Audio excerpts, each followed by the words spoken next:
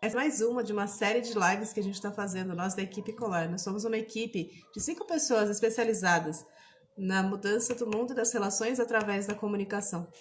Né? E a gente faz essas lives toda segunda, às 18 horas, a respeito dos mais assuntos, né, que estão dentro desse tema da comunicação. E hoje a gente resolveu falar sobre isso, né? Como lidar com a depressão. A minha, de outras pessoas, né? Como conviver. Assim, já aceitando as pessoas na live, o pessoal já está chegando. Estou só aguardando para o restante da equipe lembrar. Lembrando que a gente continua com as inscrições abertas para a nossa comunidade de apoio para lidar com conflitos, a comunidade Colar. E que se você quiser saber mais a respeito, você pode encontrar o link na nossa bio, equipe.colar. Lá tem todos os dados, né? Você entrando, você já vai descobrir, tem mais informações. Tem também o link para os nossos grupos, para as nossas listas de transmissão do WhatsApp, né? Que é onde você vai receber mensagens, mas só da gente, né? Informando que está rolando a live, como se inscrever, os novos cursos e tudo mais. Então, se você tem interesse no nosso conteúdo, é um jeito bacana de você não perder nada. Continuar ligada por aí. Dani também já chegou, a Paulinha está por aí. E nós estamos aqui a postos para começar essa conversa a respeito desse tema que é tão necessário, especialmente nesta época em que nós estamos, né? Oi, Paulinha. Oi, Dani. Querem falar um alô? Oi, gente. Tava ouvindo aqui você falando que o tema é muito necessário. Falei, nossa, demais. Boa noite, boa noite. Gente, que tema atual, né? Com certeza. E assim, eu já estou esperando, acho que o Igor já está entrando também. O meu som tá bom para vocês, gente? Todo mundo pensa que tá legal? Eu tô te ouvindo bem. O Igor tá numa praia ali, você viu?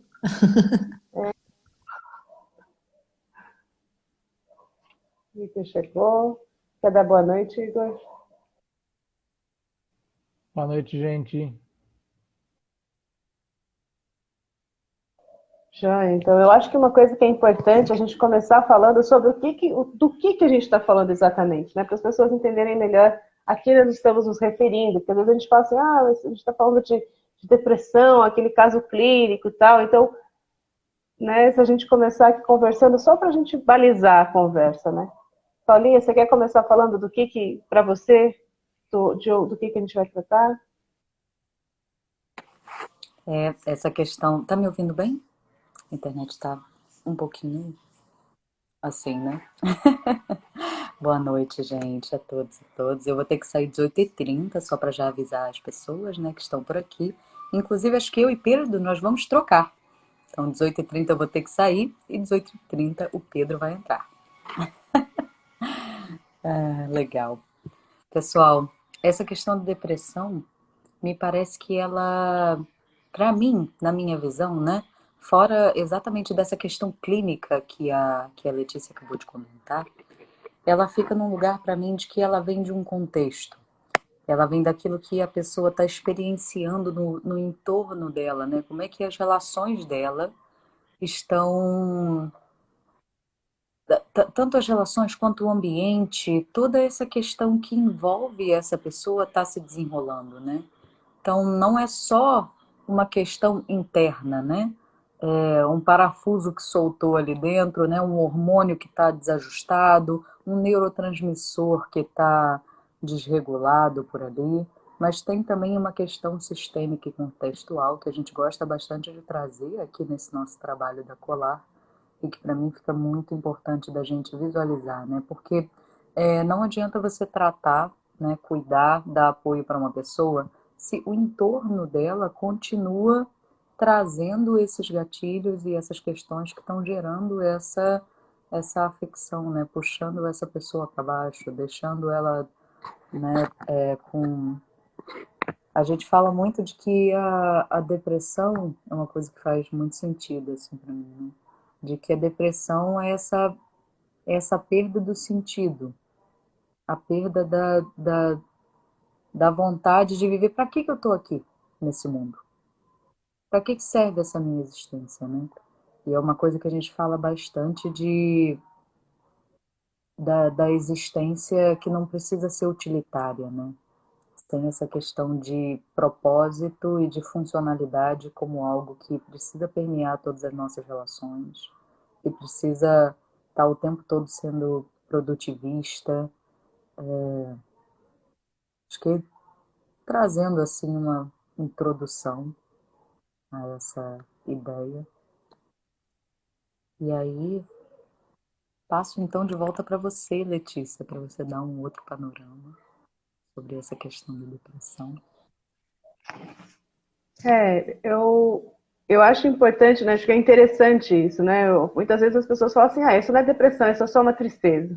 Né? Então, assim, tem isso. Tem tristezas profundas, tem momentos, né? Tem a depressão que ela é, vamos dizer assim, naturalmente decorrente de algum processo, uma coisa traumática, uma perda, né?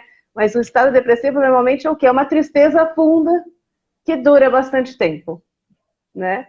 Mas é uma palavra que tem sido usada com bastante, hoje em dia estou me sentindo deprimida, isso é muito deprimente, porque a gente está num contexto em que a gente já está há alguns anos, muitas vezes, vivendo numa angústia e numa ansiedade que são diversas de tudo que veio antes, né? Então, assim, no contexto da pandemia, muitas vezes, coisas que antes faziam sentido pararam de fazer sentido, né? Isso que a Paula trouxe é muito forte, né? Dentro de mim, e eu acho importante trazer isso, né? A minha percepção de depressão, ela é diferente de quando eu estou simplesmente triste ou com um mal-estar, porque a sensação que eu tenho é que eu estou completamente desconectada do restante do mundo. Né? E existe uma espécie de um esforço para querer me interessar pelo que está acontecendo fora. Né? Uma vez eu descrevi para uma amiga minha, a sensação que eu tenho é que eu estou tipo, dentro de uma gelatina. E o mundo está fora da gelatina. E está todo mundo em um outro ritmo. Né? Então, uma das coisas que para mim caracteriza meu estado depressivo, porque cada pessoa tem um jeito assim, de lidar, inclusive, com esse tipo de coisa, é que o meu cérebro responde de uma forma diversa. Eu fico esquecida, eu fico distraída de um jeito estranho. Não é como se eu estivesse pensando em outras coisas, é como se a minha cabeça falhasse. E coisas que eu costumo cuidar, não cuido. Né? Recentemente eu passei por um processo leve, né, comparado com outros episódios, mas a minha sensação era que, né, que talvez isso seja algo que ressoe em outras pessoas, que a gente vive num ambiente que exige produtividade, que exige foco, que exige faça, que exige esteja. E muitas vezes você está estando com muitas coisas ao mesmo tempo. Então a minha sensação era que eu estava o tempo inteiro pegando uma varetinha e colocando aqueles pratinhos que giram, sabe? Então eu botava uma varetinha, um pratinho que gira, colar, projeto de não sei o quê, uma criança, outra criança, não sei o quê, não sei o quê, todo aquele monte de prato girando. E aí, quando eu começo a me sentir mal, é como se de repente eu visse os pratos caindo. Eles começam a cair. E eu não consigo dar conta de manter eles girando e eles começam a cair. E quanto mais eles caem, pior eu fico. Né? Então, assim, e dá aquele desespero de eu não tenho tempo para isso agora. Eu não tenho tempo para ficar doente agora. Eu não tenho tempo para não conseguir lidar com isso agora. E isso eu acho que é um dos sinais, assim, uma das coisas típicas da nossa cultura. A gente não ter tempo de ficar doente. Né? Seja do corpo, seja da cabeça. E o quanto isso muitas vezes agrava o quadro depressivo. Né? Então, para mim, assim, isso junto com conversar com as pessoas e ver não só a ideação suicida mesmo, né, das pessoas pensando, nossa, não, eu queria morrer, quero me matar, quero não sei o quê, mas essa coisa da preguiça de existir, de estar, uma vontade de dormir para sempre, manifesta, não só no corpo que tem sono, mas aí eu tenho vontade de dormir e ficar dormindo e não acordar mais, né? Que são desconexões com a vida, basicamente é isso, né? Então, assim, para mim a depressão ela vibra numa frequência que me tira da vida, me tira da vontade de viver, e vai, né? Então, falando muito disso. Então, você tem vários níveis de depressão, você tem a depressão clínica, né, que chega aí, às vezes, a necessidade de uma intervenção com medicamentos, né, lógico, né, dos negócios dos neurotransmissores, do cérebro da pessoa e tudo mais. Mas, basicamente, para mim é isso, né, não é uma tristeza simples, né, mas ela é essa desconexão da vida que chega em mim. Dani, para você. Nossa, ouvindo vocês aqui, eu tô pensando, né, sobre o que a gente está falando especificamente, né? Existe essa depressão diagnosticada, digamos assim, pelos médicos, né? E que muitas vezes eu já vi dentro da minha família pessoas que foram diagnosticadas com depressão e tomavam remédio, tomam remédio até hoje, e pessoas que não buscam se autoconhecer, assim, e eu acho um desperdício, assim, porque é muito interessante a pessoa, muitas vezes ela quer se curar dessa depressão que a gente está falando, que é diagnosticada só com medicamento. E o nosso trabalho, na verdade, eu acho que o nosso foco, né, e acho que por isso que a gente trouxe esse tema aqui, é a gente falar desse autoconhecimento que pode ser trabalhado quando a gente está em depressão, ou não só a depressão, porque eu acho que é uma linha. É difícil definir, né, a depressão, porque a gente, eu não sei vocês, mas eu vejo, né, pela minha experiência, o quanto que a gente passa por momentos tristes todos os dias. Então, assim, é muito importante a gente saber lidar com esses sentimentos. Então, por quê? Porque quando a gente vai deixando acumular, quando a gente começa a achar que esse sentimento de tristeza, ele não é normal, digamos assim, acho que mais triste eu vou ficando, sabe assim? E quando a gente começa a normalizar, a falar, nossa, faz parte da vida a gente ficar triste. Quando tem uma situação onde eu estou desconfortável, onde eu tive uma perda significativa para mim, eu vou ficar triste e tá tudo bem. Então, eu acho que é disso que a gente está falando, sabe? Sobre esse lado onde a gente pode usar a tristeza, usar esses sentimentos que são desconfortáveis para a gente se cuidar e para a gente se conhecer e normalizar tudo isso. Eu acho que isso que é importante. E eu acho que o grande desafio desse tema, que ele não chama atenção, é porque a nossa sociedade ela quer o tempo todo que a gente esteja feliz. Então, eu acho que a forma como a nossa sociedade faz com que a gente fique mais angustiado e mais depressivo. Porque se a gente falasse assim, gente, tristeza e depressão é uma coisa que todo mundo passa.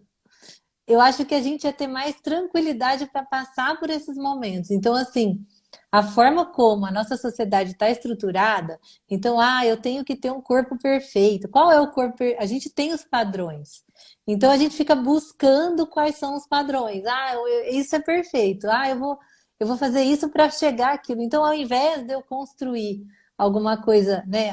Ao invés da gente colocar a importância no ser, a gente está muito colocando a importância no ter e no ser aquele padrão, né? Fisicamente, na coisa material, e pouco nessa coisa do trabalho emocional, espiritual. Então, eu acho que muito da forma como a nossa sociedade está estruturada, ela deprime muita gente, né? A própria pandemia, o nível a Lê falou, né? O nível de ansiedade dentro das empresas, o nível de conflito, tudo isso vai aumentando a ansiedade e quando a pessoa não se vê, né? Não vê que tem apoio, não vê que tem uma saída, o que que acontece? Ela começa a ter tristeza, depressão, e aí cai nesse buraco e muitas vezes é difícil de sair. Então, acho que é desse lugar aí que a gente está falando um pouco. Passar a bola aí para o Igor, escutar um pouquinho o que ele tem a dizer. Então, para mim faz muito sentido e ressoa isso que vocês trouxeram, e está me vindo aqui muito aquela história do certo e do errado. Né? Primeiro, né, quando a gente fala especificamente da depressão, como vocês disseram, uma sociedade que cobra a gente para estar feliz o tempo todo. Você está em um estado depressivo é errado. É algo que precisa ser consertado. Ao mesmo tempo, parece muito para mim que a depressão é um sintoma, né? Ela é um sintoma no sentido assim, como uma emoção, um sentimento, como a gente no nosso trabalho aqui na Colar observa, né? E os sentimentos, as emoções que a gente tem, elas são indicativos de algo que eu preciso e que talvez não esteja preenchido em mim.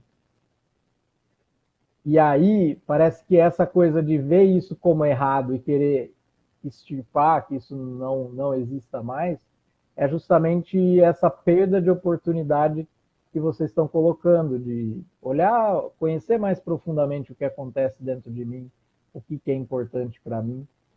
Né? Aí acho que vai um pouco aquela coisa que vocês falaram da falta de sentido. Teve um vídeo que a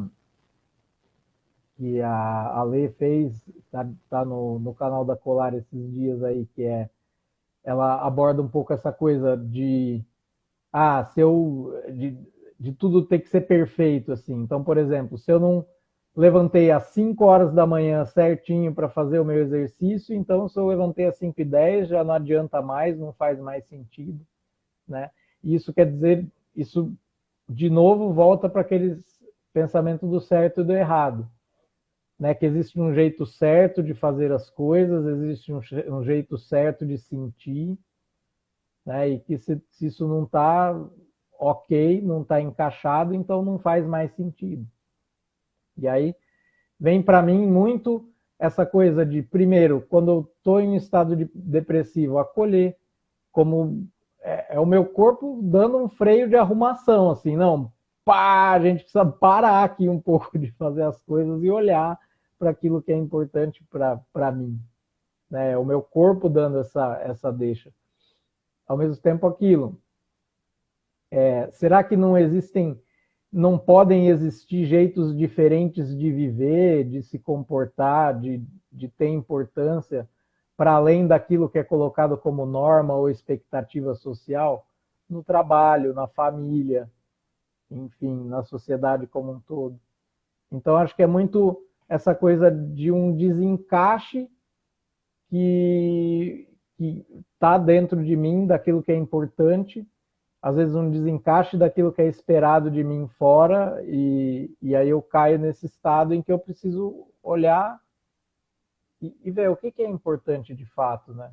Para mim como indivíduo, e não para além dessas expectativas, etc. Né? Então, está vindo muito para mim isso, que é muito decorrência dessa coisa, desse tipo de pensamento de certo e de errado, e de que existe uma imposição social disso. Enfim. O que você acha, Paulinho? Nossa, muito bom, Igor. Acho que conectando todas essas coisas que foram ditas, assim, ficou para mim até de que a vez que eu mais me aproximei de estar num estado depressivo, assim, né, de eu falar, cara, eu preciso de ajuda, porque eu não tô mais querendo viver nesse mundo, né? Foi um momento que eu tinha acabado uma faculdade, que eu não me identifiquei, estava morando numa cidade em que vários dos meus amigos já tinham ido embora, eu me sentia sozinha, me sentia sem propósito, me sentia vazia, né? E foi nesse momento que eu falei assim, cara, sinceramente, viver aqui não faz sentido. Não estou nesse. E aí acho que eu fui perceber isso só depois, né? Depois que a gente que eu comecei a fazer esse trabalho, né? Comecei a investigar todas essas questões que a gente propaga aqui na Colar, que eu comecei a ver que eu tinha uma série muito grande de lutos não processados. Várias coisas aconteceram na minha vida em série, uma atrás da outra, e eu não processei e não cuidei de nada daquilo. Então eu estava com uma grande quantidade de coisas presas aqui dentro, de dores embarreiradas. E isso foi se acumulando, e eu nunca tinha tempo para olhar, eu não tinha ferramentas para olhar, eu não tinha apoio de outras pessoas para poder olhar. né? Sempre que eu chegava colocando essas questões para outras pessoas, acontecia aquele clássico, né? Não, não, mas você consegue passar disso. Não, mas não fica pensando nisso, não. Não, mas isso daí, poxa vida, né? Você é uma menina tão inteligente, tão jovem, né? Você vai sair dessa. E aí eu nunca recebia empatia, nunca recebia acolhimento. E isso era uma coisa que continuava aqui dentro, apodrecendo, amargurando e me doendo. E só quando eu fui começar a desencavar e cutucar essas feridas para poder, né, tirar o que estava infeccionando ali dentro, que eu consegui curar. Então, essa questão da gente não poder parar, que vocês três já comentaram, inclusive, né? Da gente não poder ter esse momento de processar aquilo que acontece, processar os lutos, processar as pequenas perdas da vida, as pequenas dificuldades, não ter um tempo para descansar, para respirar. Eu acho que isso é uma das coisas que mais pode levar a esse estado de desespero, né? Um desespero, é um lugar que desespero no sentido de desesperança mesmo, né? De não conseguir ver um caminho possível de sair daquilo que está acontecendo na sua vida, do estado que você está, parecer impossível, né? A gente, quando foi pensar nesse tema, a Lê colocou, né? A gente sempre coloca uma imagem no coisa dos podcasts, né? Aí a Lê escreveu pântano assustador. E aí veio a imagem. E eu achei isso muito icônico, perfeito, assim, né? Parece que eu tô enfiada no lamaçal e não consigo sair. Eu olho para um lado, tudo me dá medo. Eu olho para o outro, lugar horroroso. E eu fico tipo assim, gente, que isso? Eu vou desistir? Eu não consigo sair daqui sozinha, né?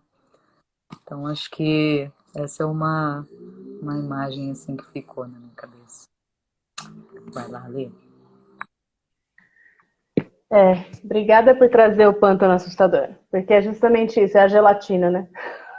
Você parece que andando, aquela, né, e uma força, e é engraçado porque para mim é muito uma conversa com as vozes na minha cabeça, sabe? Porque é você abrir os olhos e imediatamente sentir aquele peso e um grande pra quê tudo. Pra que levantar? Pra que abrir o olho? Pra que respirar? Pra que estar? Pra que conversar? Pra quê? Pra quê? Parece, eu gostei muito disso que você falou, da série de lutos não vividos, porque assim, quando a gente fala de tristeza, existe uma tristeza e você chora. E para mim, quando eu estou deprimida, não é que não exista tristeza, mas é como se ela tivesse dissociada de mim mesma. É uma coisa estranha e funda. E é aquilo, né? Não existe uma fórmula mágica. A gente fala como lidar com a depressão. Eu posso falar como eu lidei até hoje, como eu venho lidando. E as coisas que funcionam para mim nesse processo. E uma das coisas que mais funciona para mim no processo é me abrir para receber apoio. E isso é muito difícil. Porque a tendência da depressão é justamente no sentido contrário. É se fechar, se embolar e sumir. Porque essa é a vontade, para mim, né? De sumir. Então, assim, me abrir para falar com outras pessoas. Tipo, nos processos mais recentes que eu tive, eu lembro que, assim, eu sou uma pessoa muito falante, como já deve ter ficado muito claro para quem acompanha a gente. Mas eu estava numa situação em que o processamento em palavra estava impossível. Eu não conseguia falar aquilo que estava dentro de mim. As palavras se formavam, mas elas se recusavam a sair de mim. E estava nesse nível de dor, né? E aí teve um momento em que o Igor me abraçou e eu lembro que, tipo assim, mas o que está acontecendo? Eu não queria começar essa conversa. E é engraçado isso, porque exatamente isso, existe uma treta interna entre uma parte minha que diz, respira, você sabe o que está acontecendo com você, um círculo vicioso químico no seu cérebro, em que você está se sentindo mal e isso está causando um mal-estar cada vez maior. Você precisa respirar e deixar alguém entrar. E outra parte de mim dizendo, basicamente isso, tipo, não. E ele ficou ali comigo em silêncio. E aí eu comecei a chorar e chorar e chorar e fiquei chorando, sem falar nada, tipo um bocado de tempo. E com essa sensação, né? Não, levanta, para com isso, que besteira. Não, não sei o que, tipo, várias vozes na cabeça ao mesmo tempo. Uma que diz, fala alguma coisa, essa pessoa está com você há horas, sabe? Você precisa oferecer para ela uma prova de vida, de algum tipo, para ela não ir embora. Outra voz dizendo, nossa, que besteira, vai fazer outra coisa, vai lavar louça, vai, sabe, vai ser útil na sua vida, né? E outra voz só tipo assim, nossa, como eu queria não existir mais, como eu queria, sabe? Como eu queria. Entre outras várias. E é engraçado porque é tão forte. E aí, passa o tempo e as coisas melhoram. E você começa a conseguir botar a cabeça para fora da água. E respirar. E aí, uma hora, na hora que você acorda, você percebe que não está mais lá. E é engraçado, porque que nem quando tá... Nossa, isso é muito louco. É que nem quando tá muito quente no verão, e parece quando você se lembra de você encapotada, de luva, no inverno, você fala, não existe frio. É uma coisa da minha cabeça. E na hora que tá frio, você, nossa, existe calor no mundo? Existe mesmo isso de ficar pelada, querer tirar a roupa toda? Parece que é uma coisa... E é exatamente essa sensação. Quando eu tô deprimida, parece que não existe outra coisa. Parece que é assim. E na hora que eu não tô, eu olho para trás e falo, nossa, como que eu pude pensar isso? E ao mesmo tempo, era tudo que eu enxergava, sabe? Então, assim, essa consciência de que sou eu, de que é um olhar, de que isso faz parte do momento, me dá força, às vezes, dá força para esse lado de mim que fala, respira, chora, se deixa abraçar, se permite estar, sabe? Não é que vai ficar tudo bem, mas que tá tudo bem e você não tá bem. Essa parte de mim, ela ganha força quando eu entendo que eu tô doente. Como se eu tivesse gripada, como se eu tivesse, sei lá, né, com uma virose. Você precisa de ajuda, se permita ajudar. Para de fingir que você não tá doente. Para de querer agir como se você não tivesse doente. Você tá doente. Recebe cuidado de você, de outras pessoas, né? Se abre para ser cuidado. Enfim, acho que mais ou menos isso que me vem agora. Só para Dani? sair, muito grata, viu? São 18h29. Pedrão, chega mais, sobe você aí. Pode passar para vocês. Beijo, gente. Muito Valeu, Paulinho. Beijo. Eu queria aproveitar para entrar, já que a Letícia trouxe e foi uma interação entre a gente, né? Como é importante perceber que esse mecanismo da solidão, ele às vezes é o que alimenta a depressão e ao mesmo tempo a depressão leva a alimentar ele, né? A gente querer se isolar, que nem a Lei colocou. Bem-vindo, Pedro. E assim, vem a deixa, né? A gente pensou em dividir esse episódio em dois, né? Como lidar com a minha depressão e como lidar com a depressão de outras pessoas. Eu acho que traz o gancho da gente ver, né? Então, o apoio ele é importante para eu que estou deprimido, às vezes, lidar com a minha própria depressão. E aí é muito importante a pessoa que se dispõe a apoiar outra pessoa, como a gente já falou aqui antes em outros episódios, aquele particularmente que a gente fala de ajuda, né? Como essa pessoa precisa ter essa aceitação profunda e integral da outra pessoa no estado que ela está. Então, por exemplo, ainda que eu saiba que um mecanismo que ajuda às vezes a tratar a minha depressão é eu tentar acessar ela e verbalmente falar o que está acontecendo, sei lá, às vezes a partir do meu corpo, né? E aí, a partir disso, eu vou tendo um pouco mais de insight sobre as minhas emoções, e às vezes, conhecendo isso, eu vou conhecer mais o que está no fundo desse processo e vou conseguir verbalizar. Às vezes eu não estou num momento em que eu sou capaz de fazer isso, e quem está me apoiando é importante ter paciência para não querer acelerar o processo da pessoa, né? Então, quando eu estava ali com a Lê, percebi isso, né? Acho que eu cheguei a perguntar para ela, né, o que há, e ela disse, eu não consigo falar, então eu tô aqui com você, né? Ao mesmo tempo, isso não é um superpoder. Tinha dentro de mim uma parte que queria que ela falasse e que queria que, de certa maneira, aquilo processasse para que ela saísse daquele estado que eu olhava e que me trazia preocupação, né? Só que aí eu preciso buscar apoio para mim para conseguir estar integralmente com a pessoa ali. Então, essa coisa do apoio, ela é uma rede que precisa se espalhar assim. Tanto quando eu estou num processo desse, ou quando eu me disponho a apoiar uma pessoa que está nesse processo. Porque às vezes eu vou entrar numa ansiedade de querer resolver e isso vai acabar, às vezes, afastando mais a pessoa e alimentando esse ciclo de isolamento que a gente percebe que a depressão causa, né? Então, como lidar com a depressão de outras pessoas ou como lidar com a minha própria depressão passa essencialmente por buscar apoio, se abrir para buscar apoio, seja para conseguir acessar isso que está me causando a depressão, seja para eu conseguir apoiar a pessoa que está em depressão sem querer acelerar o processo dela, né? Tá com ela integralmente, respeitando a velocidade dela, né? O que você acha disso, Pedro, aproveitando que você chegou aí?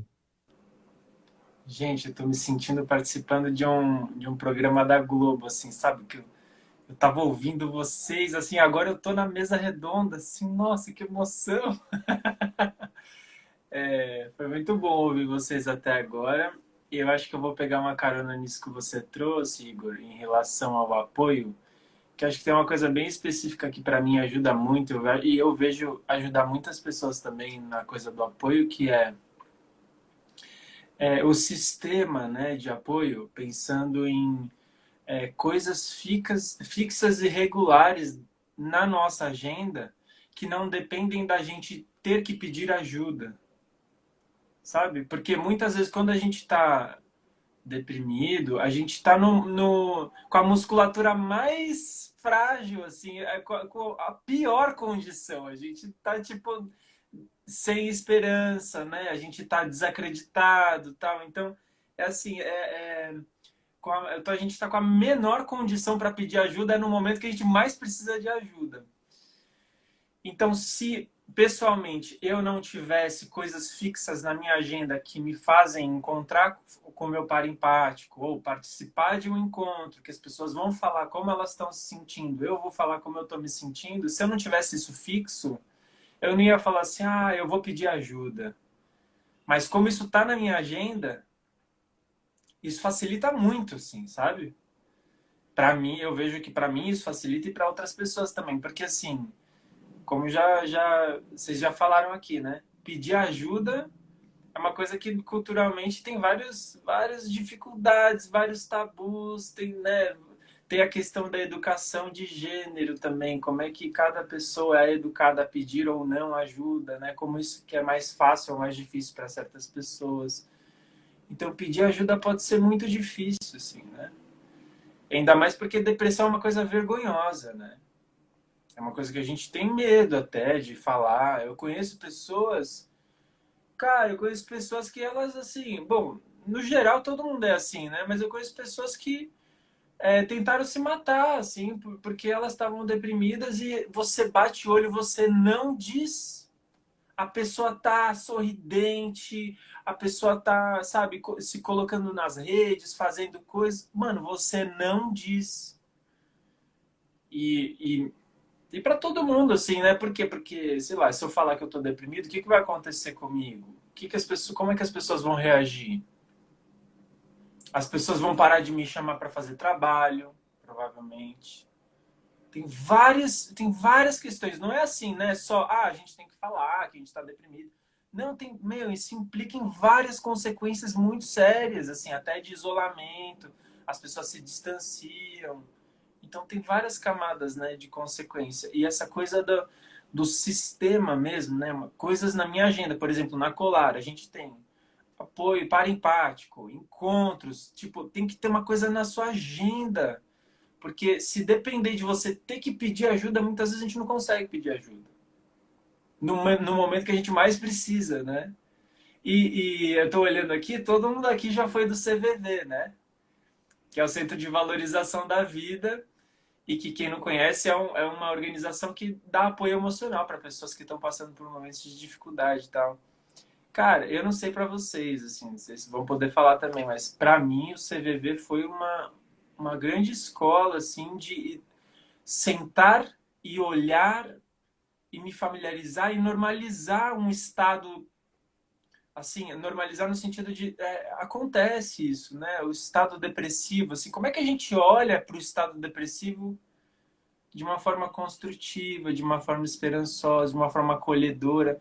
Nossa, eu aprendi muito. Apoiando outras pessoas, eu aprendi muito também. Eu acho que eu me curei também dos meus processos apoiando outras pessoas, assim. E é um assunto que muitas vezes fica sempre escondido, né? Fica sempre no privado.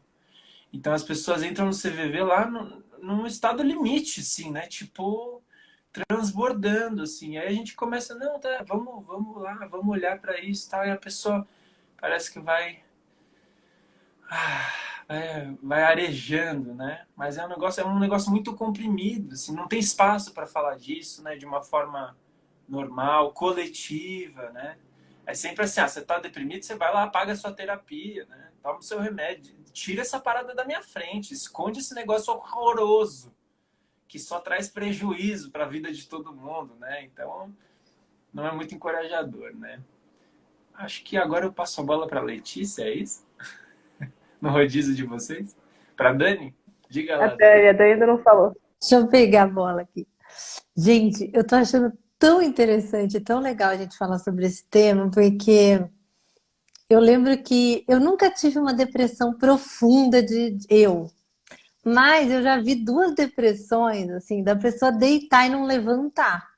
Uma foi do meu pai quando eu era criança, então, sei lá, acho que foi em 84 que ele teve uma depressão. E o meu pai era a pessoa, tipo assim, a mais brincalhona do rolê, a mais alegre, a mais não sei o quê. E aí eu lembro que na época ele tinha sofrido alguma coisa no trabalho, tipo, ele foi encostado, alguma coisa assim. E, tipo, ele deitou e não levantava mais. Tipo assim, eu olhava e falava, meu Deus do céu, era criança. Mas eu falava assim, dava uma angústia, né? Porque eu falava assim, meu Deus, a pessoa toda alegre tá daquele jeito. E uma segunda depressão que eu vi foi a da minha mãe, assim, quando o meu pai se separou da minha mãe deitou e não levantava, assim. Então é angustiante. Para quem tá de fora, é muito difícil lidar com a depressão da outra pessoa.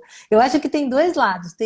É difícil a gente lidar com a nossa, né? Que eu passei por momentos de tristeza profunda, mas eu nunca fui diagnosticada assim com depressão. E é muito ruim. Qualquer conflito, qualquer tristeza, meio que você cai num buraco assim, que acho que é aquilo que a gente até falou, vamos pedir ajuda. Meu, eu acho que quem tá naquela depressão profunda nem consegue pedir ajuda, porque a pessoa tá naquele buraco assim, e assim, são poucas pessoas que têm o privilégio de ter o Igor, né, para apoiar em casa, porque assim, dá um desespero total, porque assim, hoje em dia eu daria conta, né, até por conta do CVV, por conta de tudo que eu estudo, mas naquela época foi desesperador, assim, olhar para aquilo, porque a gente quer tirar a pessoa do buraco. A primeira coisa, nossa senhora, vamos tomar um remédio, deixa passar isso aqui rápido porque é horroroso.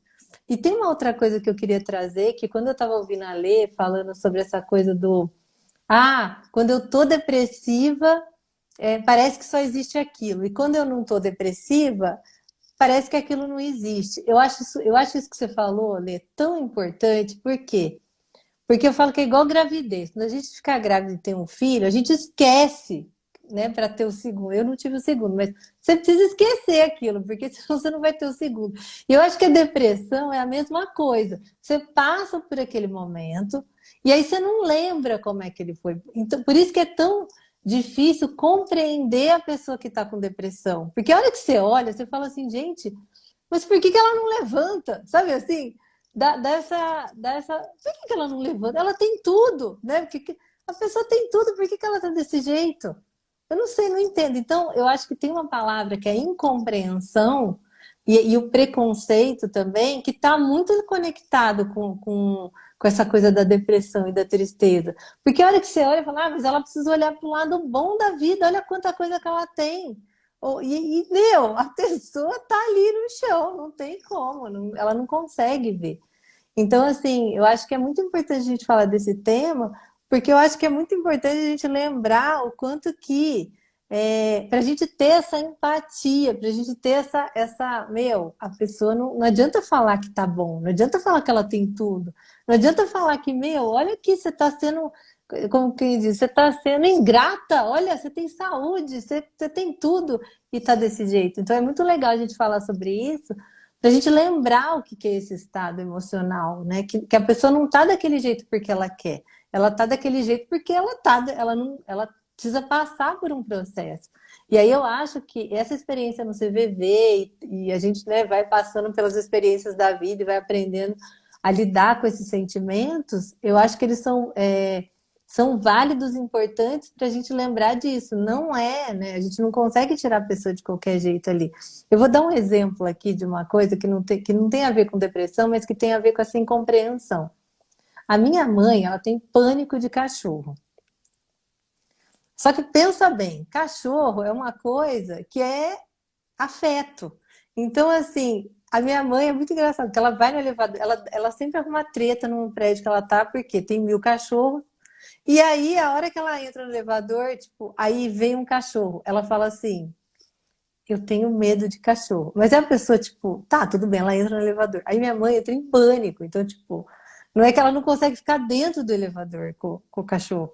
E aí, eu já falei, né? Aí eu falo pra ela assim, mãe, eu acho que é melhor você usar outro elevador e tal. Né? Mas eu tô trazendo essa história da minha mãe, porque pra mim a depressão, ela é um pouco assim. Assim, eu falo pra ela, mãe, ninguém vai entender o seu pânico de cachorro. Por quê? Porque ninguém tem esse pânico. Todo mundo olha pro cachorro e acha que ele é afeto. Então, assim, eu acho que a depressão, quando a outra pessoa está com depressão, é muito difícil a gente conseguir entender qual é o estado dela, assim. Porque a gente não tá com depressão naquela hora, a gente está conseguindo ficar em pé. Eu acho que tem um pouco a ver com essa incompreensão do que o outro, da vida do outro, da história do outro, do estado emocional do outro naquele momento, né? Então, só para trazer essa história para falar o quanto que é importante a gente lembrar dessa incompreensão, inclusive desse preconceito, né, que a depressão e esse estado emocional gera nas pessoas, né? E aí, Lê, passar para você de volta. Não, eu achei isso muito, muito importante, né? Que é essa ideia de você estar doente. Quando você fica doente, né? Não adianta você tomar antitérmico, não sei o que, lá, vou trabalhar. Tá, mas você sabe que, né? Assim, não. E o lance é isso, você está deprimido, você está doente. Quanto mais cedo você aceitar isso, mais cedo você consegue lidar com isso. Mas é difícil porque quando você está com depressão, é justamente a parte da sua cabeça que está zoada. Né? Então, tipo, não é o seu corpo. O seu corpo você fala, nossa, né, tô quente, vou usar um termômetro. E aí você tem uma medida objetiva de que não está bem. E aí você sabe qual é o remédio que você vai tomar e vai ficar tudo bem. E com a depressão não é assim. Você não percebe, sabe? Quer dizer, você percebe quando você já está ficando bem mal.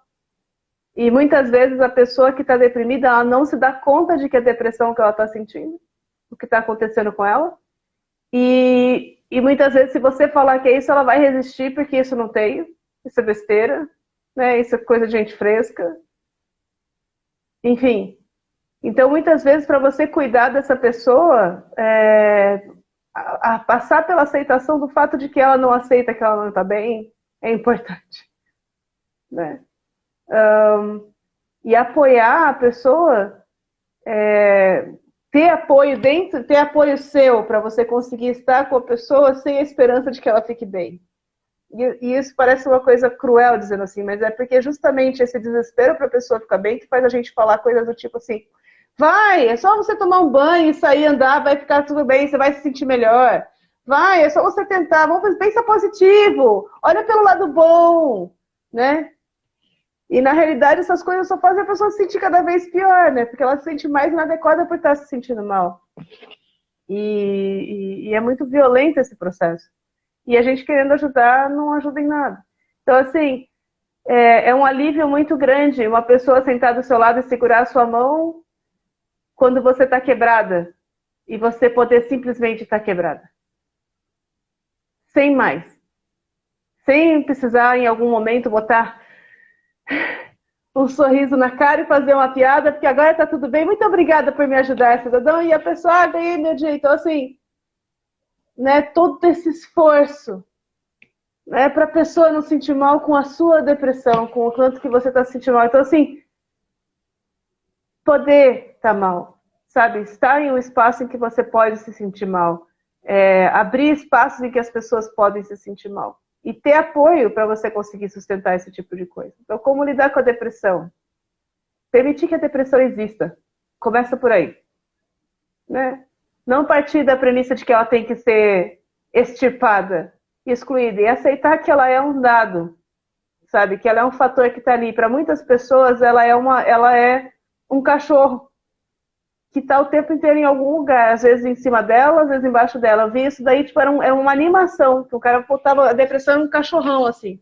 Que às vezes era maior, às vezes era menor, às vezes estava em cima dele, às vezes estava embaixo dele, às vezes estava do lado, mas estava sempre lá. Que é uma pessoa que tem essa questão da depressão clínica, né? Uma questão de química cerebral dela mesmo. Então está sempre lá, de algum jeito.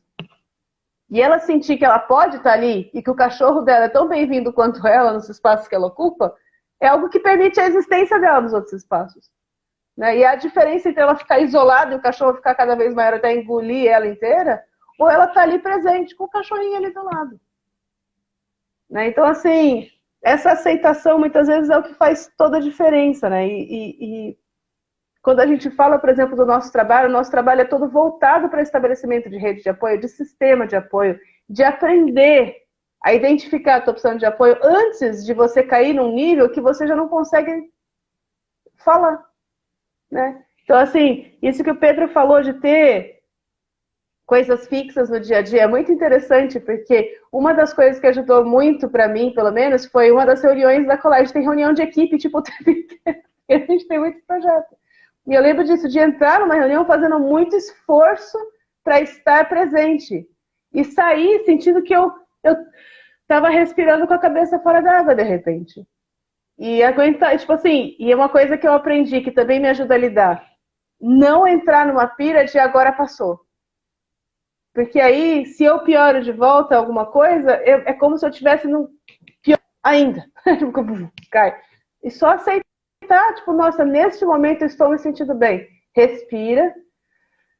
Se inunda da gratidão por ter tido um momento de trégua. E aproveita. E se ficar melhor ainda, depois que bom. E aí você aproveita esse melhor ainda. E tá tudo certo. Ao invés de ficar o tempo inteiro, não pode voltar, não pode voltar. Porque uma das coisas que mais me dificultava a vida é que quando começava a voltar alguma coisa, ou não, aquilo de novo, não, aquilo de novo, não, aquilo de novo, não. Aquele desespero de querer fugir disso me enfiava mais fundo.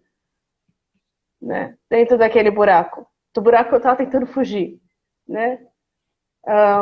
Então, assim, acho que isso, né, aceitar a mim mesma, aceitar o meu momento, olhar para mim com carinho, ter apoio para conseguir olhar para mim com carinho, ter apoio para conseguir olhar para outras pessoas com carinho.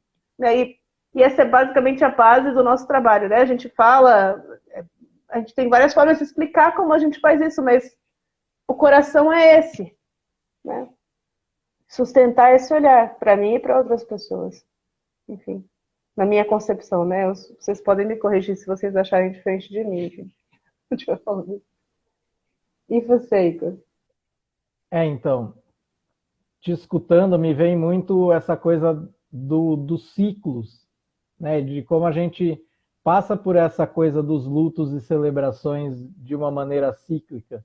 E que, às vezes, eu vejo em mim, né? Que eu não... Às vezes eu tenho dificuldade de celebrar ou ter gratidão por um momento e que isso, de certa maneira, às vezes alimenta a piora do momento quando está difícil, do luto ou da tristeza, né? Então, aceitar também essa coisa dos ciclos e de que são como ondas que vêm e vão, né? E aproveitar o momento em que eu estou mais tranquilo e celebrar e perceber o que está me nutrindo ali naquele momento, porque pode ser uma coisa que pode me ajudar quando eu estou naquele momento mais difícil, né, a passar por aquele momento mais difícil, pela tempestade, né, então, e percebendo essas coisas e se permitir, né, tanto celebrar quanto em lutar quando essas coisas vêm. E me veio uma outra coisa também, que é, acho que escutando um pouco você, estava vindo muito para mim a dimensão estrutural ou sistêmica da coisa. Porque muitas vezes, quando a gente olha para esse tema, depressão, outras aflições mentais, e até no próprio atendimento de saúde mental, tem uma ideia de que isso é um problema pessoal, individual daquela pessoa. Só que muitas vezes, e eu arriscaria dizer que sempre, tem algum componente estrutural dentro disso. Né? Essa coisa da falta de sentido, a gente levanta para trabalhar e a ideia do trabalho é para eu ganhar dinheiro, porque eu preciso de dinheiro para sobreviver. Né? E se a gente olha a nossa evolução como humanidade, desde lá da época das cavernas, será que isso faz muito sentido, né, na gente como humanidade? Foi uma forma que a gente se organizou, enfim. Né? Mas acho que essa coisa da falta de sentido tem muito a ver com uma doença que não é propriamente individual, mas das estratégias que a gente como humanidade escolheu para formar estruturas e facilitar a nossa vida, né? E essas estruturas são principalmente, né, a gente pensa no capitalismo e outras coisas nas quais ele se assenta, como machismo, como racismo, e enfim, e perceber que tem pessoas que têm vivências que são diferentes de acordo com a situação de maior ou menor privilégio que elas têm dentro dessa estrutura. E perceber aquilo que o Pedro falou também, não é porque a pessoa está alegre e contente, mesmo num contexto assim, que ela não está sofrendo. E que então é importante para a gente cada vez mais abrir espaço para falar dessas desigualdades, de como é difícil a experiência de algumas pessoas em relação a outras e como a gente pode, como coletividade, mudar essa estrutura ou formar novas estruturas em que a gente possa equilibrar mais as coisas para que o benefício ou a felicidade possa ser melhor compartilhada, independente da nossa cor da pele, independentemente do nosso gênero ou orientação sexual. Né? A gente percebe que tem mais incidência de depressão, às vezes, dependendo da pessoa, né? E do que ela sofre estruturalmente. Então, a gente abrir espaços onde isso possa ser falado, onde essas vivências, esses sofrimentos possam ser trazidos e acolhidos é muito importante. Né? Então, aqui na Colar, a gente sempre traz essa dimensão estrutural em algum momento, né, dos encontros ou enfim, das vivências. Isso precisa ser abordado, porque se a gente não olha para isso, parece que fica faltando um pedaço. Né? O que você acha, Pedro? Eu acho muito legal essa reflexão sobre a estrutura, porque para mim é como se fosse assim. Pensa que tem uma caixa cheia de formigas. Aí você pega essa caixa e começa a chacoalhar.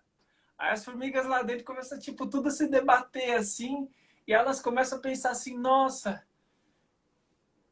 é tudo culpa minha, essa instabilidade toda é tudo culpa minha. Elas não veem que a caixa que tá, tipo, toda cagada, confusa, chacoalhando, e aí todas as formigas pensam que é uma culpa individual delas, assim, né? E todas as formigas estão sentindo coisas parecidas, mas elas não se falam, assim. Então, cada formiga tá pensando assim, nossa, eu fracassei, essa instabilidade toda é minha culpa.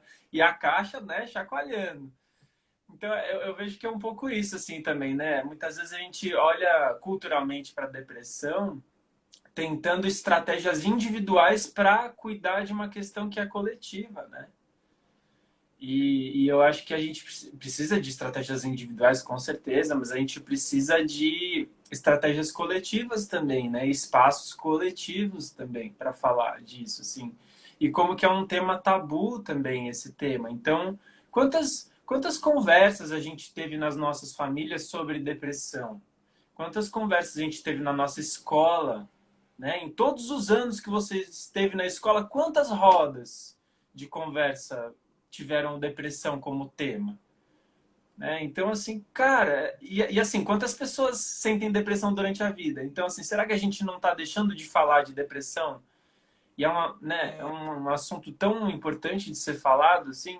Então, eu valorizo muito, assim, os espaços. Na Colar, por exemplo, é um espaço que a gente fala, assim, nos nossos encontros. Eu lembrei de um exercício específico que a gente fez, que era, assim, a gente pegava uma situação que estava mexendo com você, que estava te incomodando, estava te entristecendo, e aí você ia olhar para aquela situação, e aí dentro daquela situação a gente ia listando quais eram os lamentos que a gente identificava dentro dessa situação, e a gente também ia listando quais eram as microcelebrações. Será que existe alguma microcelebração dentro desse grande lamento?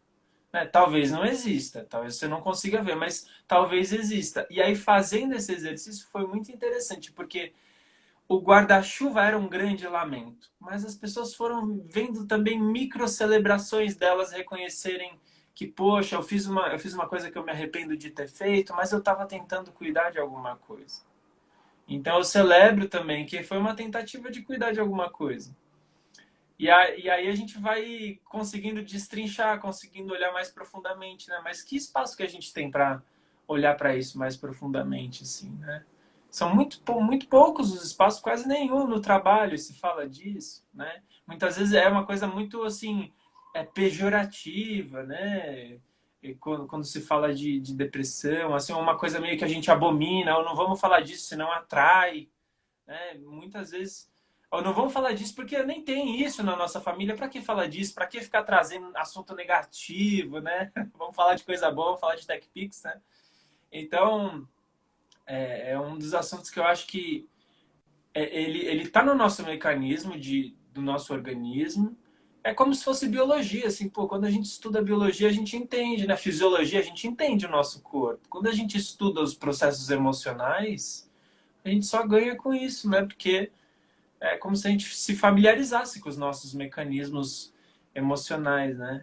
E eu acho que a depressão é uma coisa meio... Tem gente que fala que é uma doença da alma, assim, né? Então a gente estudar os mecanismos da alma, assim, para se familiarizar com eles e para cuidar deles, né? Diga lá, Dani. Nossa, estou ouvindo vocês. Primeiro que eu estou vendo o tempo aqui, que eu acho que a gente já vai indo para a rodada final, né?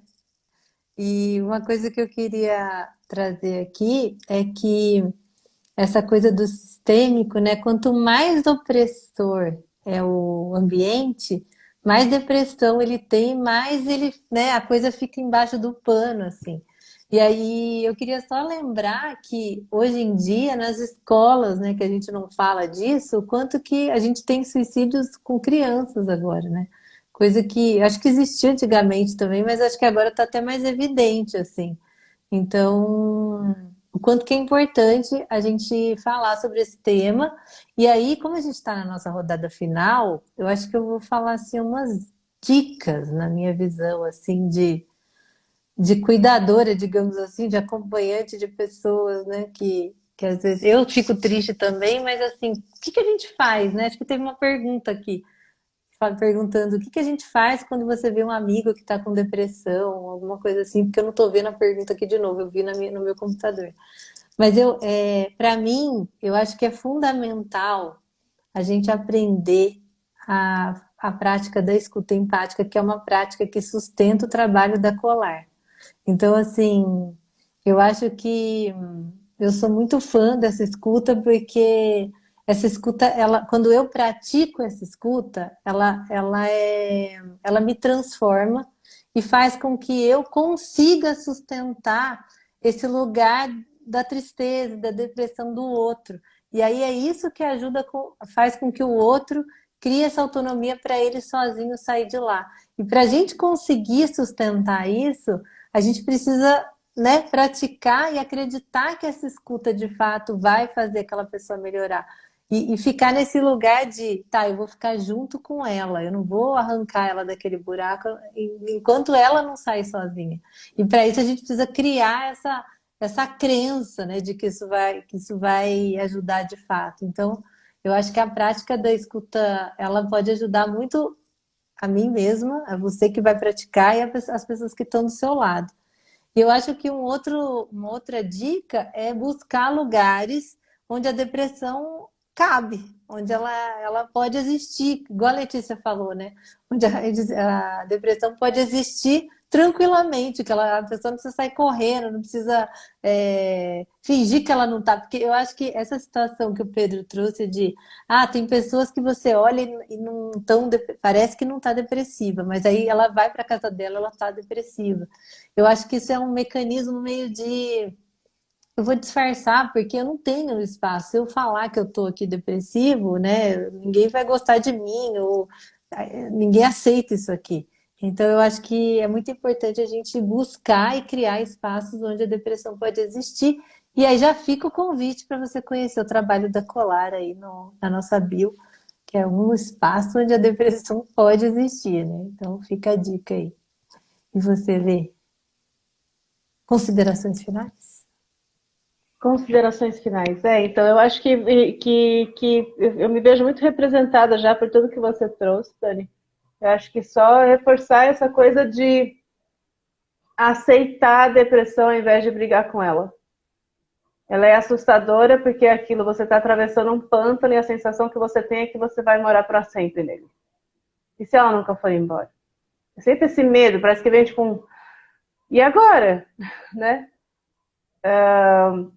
Então a tendência é a gente se debater, mas é que nem aquele pântano da História Sem Fim do Atreio, né? Tipo assim, a Maria movediça e pior, né? Toda vez que você vai, ele perdeu, né, o cavalo dele lá no negócio. A cena mais triste da História Sem Fim lá no começo. Vocês, pessoas cringe da década de 80. Mas assim, acho que pra mim é muito isso. A gente normalmente foge das coisas que machucam, que assustam, que doem, né?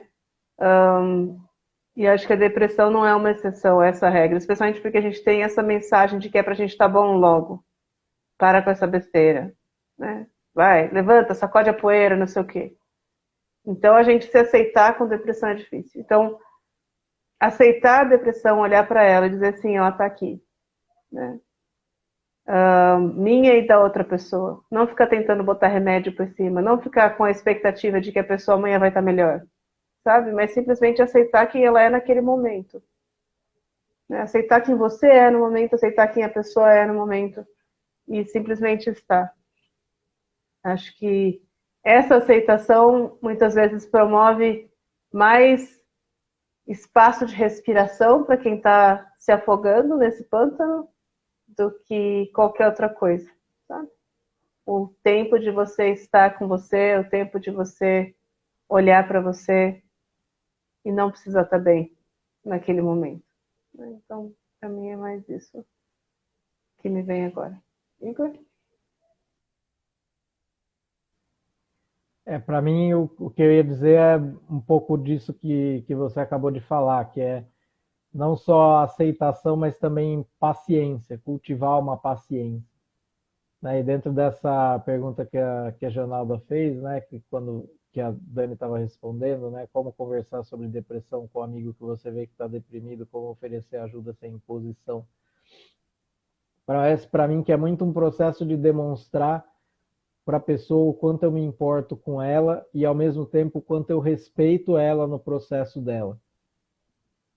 E o respeito envolve essa coisa da paciência, de eu ter paciência para respeitar o ritmo dela. Então, às vezes, ela pode estar em um ritmo em que ela nem identifica que ela está com depressão. Ela não vai aceitar isso, porque às vezes entra naquilo que o Pedro falou. É uma coisa que tem um estigma muito forte, é uma vergonha muito grande eu chegar e reconhecer, não, acho que eu estou com depressão, eu estou com uma tristeza muito profunda. Né? Então, não é necessariamente porque eu identifico o jeito que aquela pessoa está, que é diferente do que ela estava antes, então eu acho que aquilo é uma depressão, que ela própria reconhece que seja isso. Então, às vezes, se eu já começar a conversa assim, nossa, eu tô achando que você está deprimido, às vezes isso aí já vai, pum, já vai cortar, né? Então, acho que é isso, é cultivar as nossas relações, realmente demonstrando o quanto essas pessoas importam para a gente e quanto elas importam para a gente, mesmo estando daquele jeito que elas estão, né?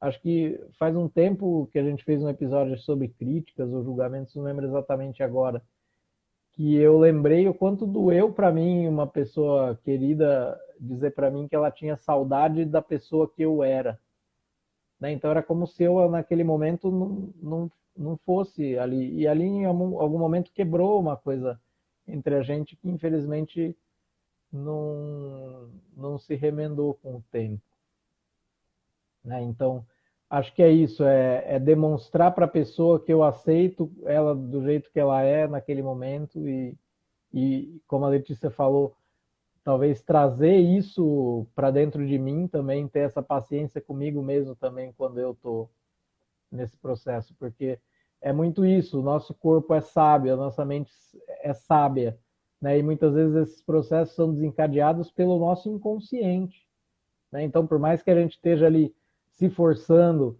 a estar encaixado, a estar funcionando, o nosso inconsciente vai, pá, ele tem um poder muito forte, né? E aí a gente precisa dar espaço para isso que está emergindo do inconsciente. E aí fica de novo o convite para vocês conhecerem a comunidade Colar.